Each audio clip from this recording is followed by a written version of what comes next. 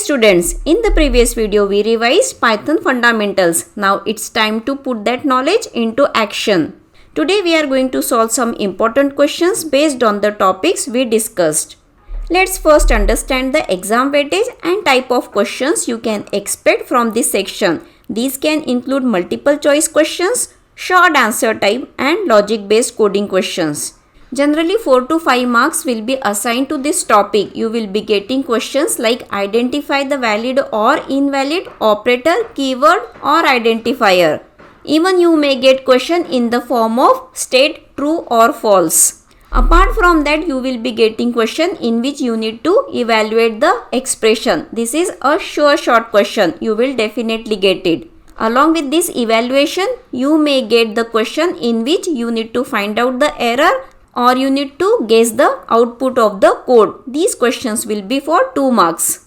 Then without wasting much time, we will walk through each one step by step with clear explanation to help you build confidence. Let's start with this important question where we need to evaluate the given expression. You will surely get one question of evaluating the expression in which you need to apply the concept of operator precedence as well as its associativity. If you know how to evaluate it, pause the video and try it yourself. If your answer is 5, means you are absolutely correct. How to solve it? Here is the process. First, let's remember the word Perl for the precedence of operators. And one more concept is associativity. All the operators follow the associativity from left to right, whereas exponentiation operator follows the associativity of right to left. Now look at the expression. We have two exponentiation operator and we know with the word Perl, exponentiation operator has the highest priority. It means what? First the exponentiation operators will get evaluated, that to right to left. So 2 to the power 3 will get evaluated first. It is nothing but 8. We have one more exponentiation operator, so that will get evaluated. It means 2 to the power 8. It is nothing but 256. Ultimately, here is the expression. Now, other operators follows the associativity of left to right. So, we will start evaluating from left to right. As we can see, in this expression, we have floor division. When we divide 22 by 5, we will get 4 as a quotient. If both the operands are integer, we will get answer in the form of integer itself. That's why the result is nothing but 4. Now in this expression there are two operators, plus and modulus operator. Modulus operator has the highest precedency than the plus operator. So it will get calculated 256 modulus by 5. Modulus operator gives the remainder. When we divide, we are getting 1. Finally 4 plus 1 will get evaluated to 5. So final answer is nothing but 5. Hope you understood this explanation. Look at the fourth question. Now let's try to solve it. If you can do it yourself, pause the video.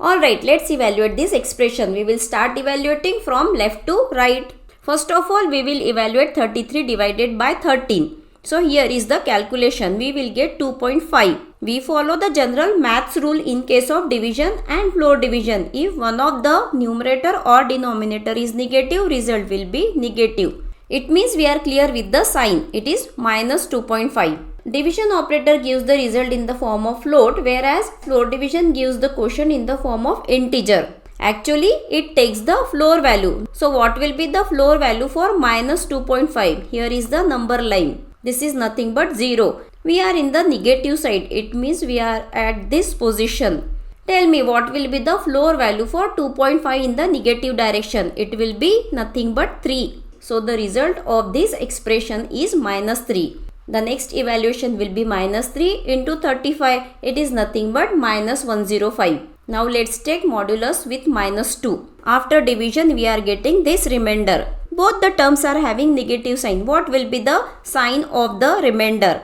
In case of modulus, the same sign we have to consider as the divisor.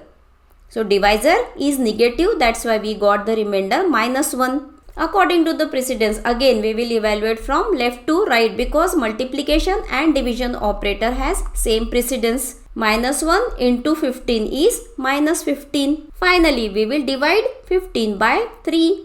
Look at the quotient. We got 5. I hope you are clear with the sign, because one of the term is negative, that's why sign is negative. This is also clear why it is 5.0, because division operators gives result in the form of float. Hope everything is clear to you. It was little tricky. There is one more question in the sample question paper in which we need to find out the output of the following expression. Look at the expression.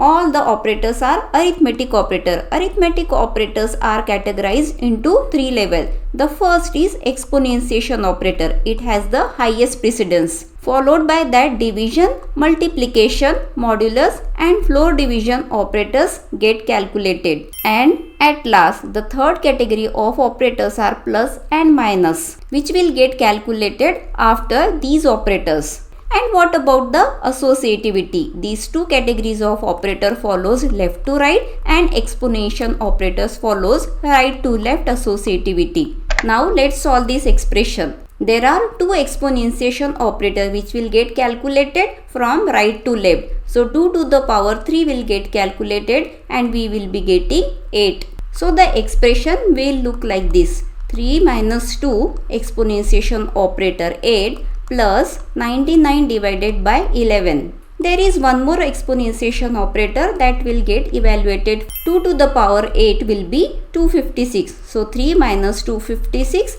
plus 99 divided by 11. After exponentiation operator, division operator will get calculated. So we will be getting 3 minus 256 plus 99 by 11 will be 9.0. We got 9.0 because division operators gives result in the form of float. In this expression, we have two arithmetic operators, minus and plus, which will follow the associativity from left to right. So 3 minus 256 will get calculated and we will get minus 253 plus 9.0. Finally, the answer will be minus 244.0. The final answer we could see is present in the option C. So here is the correct choice. Hope you understood this explanation. In that category, let's solve the first question in which all the operators are logical operators. For that, you will keep in mind the precedency level of the logical operator. The higher is not followed by and at last or will get evaluated. So here is the word for that, N-A-O, not and or. Now look at the expression. Among all the operators, brackets or parentheses has the highest precedence level. So it will get evaluated first. In the bracket we have true and false. I hope you are clear with the working of AND operator. If both the inputs are true, then only the output will be true. So true and false will be false because one input is false. Now there is one more bracket in which we have false or true. Look at the working of the OR operator. If any of the input is true, then the output will be true. So this expression get evaluated to the result true. Finally, we have not of true. Not operator reverses the value or negates the value. If it is true, it will become false. If it is false, it will become true. So not of true will be false. Ultimately, this is the answer. And this answer is present in the option B. That's why B is the correct choice. There is one more question. Try it yourself. If you want more questions for practice, go through the video. There are lot of questions. Now you know how to solve the expression with the logical operators. It's time to check out for the arithmetic operators. In arithmetic operators, there are three levels of precedence. First is exponentiation operator. In the second category, we have these four operators, and the third one is plus and minus. These two categories of operator follows the associativity of left to right, but exponentiation operator follows the associativity from right to left. Now let's solve this expression. There are two exponentiation operator. It has the higher priority among three, and that too it gets evaluated from right to left. So 1 raised to power 2 will get evaluated first. There is one more exponentiation operator, that's why 3 raised to power 1 will get evaluated and the result of that is 3. Now in this expression we have 3 arithmetic operators: floor division, addition and multiplication. Floor division and multiplication has the same precedence level, but it follows the associativity from left to right. So the floor division operator will get calculated first. We got 6. After that multiplication operator is getting calculated and finally plus. So here is the result. Don't get confused between division and floor division operator. Division operator gives result in the form of float, but floor division operator gives result in the form of integer. That's why when we were calculating 25 divided by 4, we truncated the fractional part. We need to only consider the integer part of the quotient. There are some more questions based on arithmetic operators. You can give it a try. We solve expressions in which all the operators was of same family. But what if we have mixed one? That time also you will need to have a clear understanding of the precedence of the operator. In this expression we have mixed operator, relational as well as logical. Then first relational operator will get evaluated followed by logical operators. Let's solve this expression. There are 3 relational operator: less than, greater than, and there is one more greater than relational operator. We know relational operator has more priority than logical operators and it follows the associativity left to right. That's why 5 is less than 10 will get evaluated first. You know relational operators give result in the form of true or false. After that expression 12 is greater than 7 will get evaluated and finally 7 is greater than 4. Now we have all the logical operators and we know the sequence of the logical operators in which it will get evaluated. First NOR will get evaluated, then and finally OR. So here is the output. Look at the third question. It is based on the logical operators. In this we need to tell which expression evaluates to false. With the hope that you know the working of all 3 logical operators, that is AND, OR and NOT. Let's evaluate it one by one. NOT of true will be false. False and false will be false. Actually we got the expression which will evaluate to false. So A is the correct answer. But let's check out the remaining one too. True or false will be true. Because in case of OR, if any of the input is true, the result will be true. What about the expression mentioned in C? First we will evaluate the bracket false and true. False and true will get evaluated to false because in case of AND both should be true to get the result as true. In other cases we will get the result as false. Not of false will become true because not always negates the value. If it is false, it will become true. If it is true, it will become false. Finally, we are at the last expression. There are 2 logical operators. Tell me which one will get executed first. Hope you remember the logical operator precedence. First NOT will get evaluated, then and then OR. It means we will evaluate NOT of false. NOT of false means true. True and true will become true. In all these 3 expressions we are getting answer as true. Ultimately the correct choice is A, where we are getting the answer as false.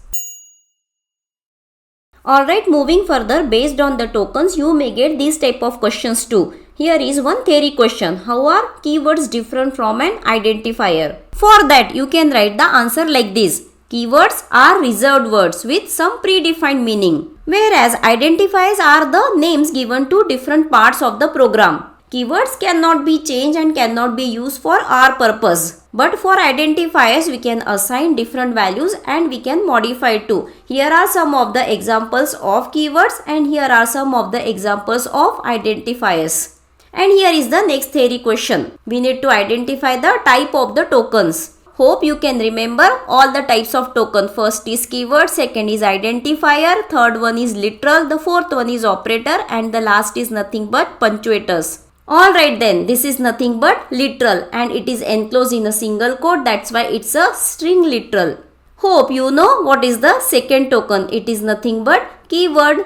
Look at the question number 23. I got one theory question based on the operators. In this question, we need to mention two examples of each of the following. First one is arithmetic operators and the second one is relational.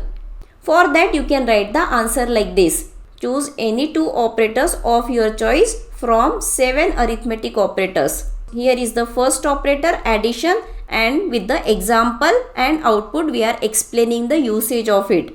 And the second one is multiplication. Take example of your choice. In the same way, we are explaining the relational operator. Here also we have mentioned 2 relational operator out of 6. Take any random example with the output. We know relational operator returns the result in the form of true or false. 10 is greater than 5, it is true. That's why we are getting true. 7 is equals to 3, no, it is false. Now let's proceed to the next category of question, that will be in the form of true or false. Here the statement is variable declaration is implicit in Python, that is true. We need not mention the data type for the declaration of the variable. Look at the next question from the same category. Identifier are names used to identify a variable function in a program. Yes, the use of identifier is used to give identity. There is one more question. Python supports explicit conversion of an operand to a specific type.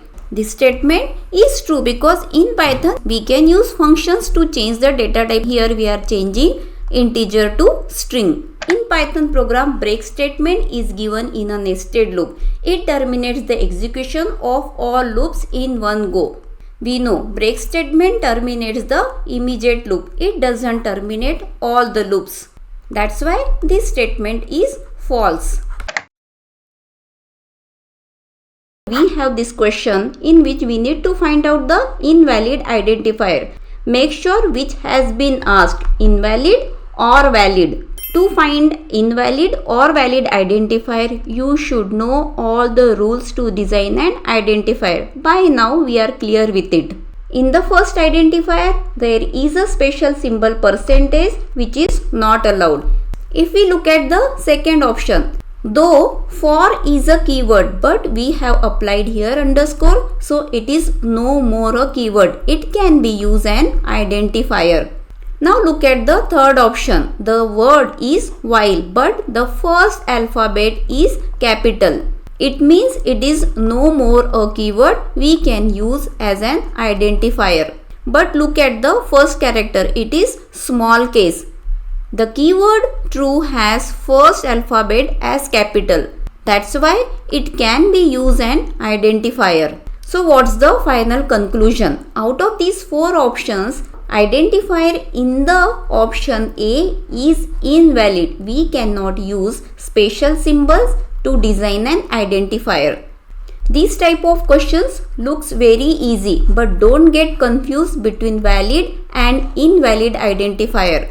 Check once again whether you have selected the correct option according to the question or not. Look at the questions. There are a lot of questions we could find which are based on the identifier. If you are clear with the rules to design an identifier, it is very easy to achieve this 1 mark. And there are high chances that you will be getting question based on identifier. In this question, this is an invalid identifier because it is starting with digit. In the next question, this is the invalid identifier because we are using dash. It is a special symbol which is not allowed. If we look at the third question, this is an invalid identifier because we are using special symbol @. We discuss some questions based on identifier in which you need to find the invalid identifier, but sometimes you may get question in which you need to find the valid identifier. Again, I am reminding you, please read this question carefully whether you need to find valid or invalid identifier. From the given option, we can see this is a keyword we cannot use as an identifier. This is also a keyword. In the fourth option, we could see the first character is digit. That is not allowed according to the rule. That's why only valid identifier is in the option A. Alright, that was all about the questions which were based on the identifier. I trust you can solve it very easily. Now let's check out some of the questions based on the operators. Here we need to find the valid arithmetic operator. So among all the options, this floor division is the correct arithmetic operator. In the next question too, we need to find the valid arithmetic operator. So out of the given option, this exponentiation operator is the correct one. Now you can solve easily the questions based on arithmetic operator. Let's proceed and check out some of the questions which are based on other operators too. Here is the question which is based on relational operator. To avoid confusion, write all the operators in one paper. From the options, this less than is a correct relational operator. If you are well familiar with the Python operators, you can solve this type of question in which we need to tell which is not a valid operator. From the options, percent is a modulus operator, in is a membership operator, and this is an exponentiation operator. Hash is not an operator. So it is the correct option. Now you know how the questions will be framed on the operators. Let's find out some of the questions which will be based on the token keywords. Here is one question in which we need to find out the valid keyword. For your convenience, here is the list of the keywords. Make sure to go through it once. Look at the given options. Always keep in mind true, false and none. These three keywords are different in which we are writing first character in capital. That's why false is not a keyword, none is also not a keyword. And non-local we write without space. So this is also not a keyword. Ultimately our correct answer is return. Based on keyword, there is one more question. We need to find out which is not a keyword. Assert is a keyword, non-local is a keyword and pass also is a keyword. Here eval is not a keyword, it's a function. Great job solving those questions with me. This kind of practice will help you perform better in both theory and practical exams. In the next video, we will be discussing Python data types like string, list, tuples and dictionaries. So don't forget to subscribe and press the bell icon to get notified. Until then, keep learning, stay positive. I will see you in the next video.